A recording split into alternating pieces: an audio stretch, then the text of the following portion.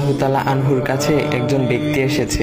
তখন লোকটা বলল, হুজুর, আমার নামাজে মন বসে না, নামাজে দাঁড়ালে আমার দুনিয়াবি নানা চিন্তা আসে, হুজুর আমার এই নামাজ কি আল্লাহ তাআলা কবুল করবেন? তখন হযরত আলী রাদিয়াল্লাহু তাআলা আনহা বলেছেন, না, তোমার নামাজ কবুল হবে না।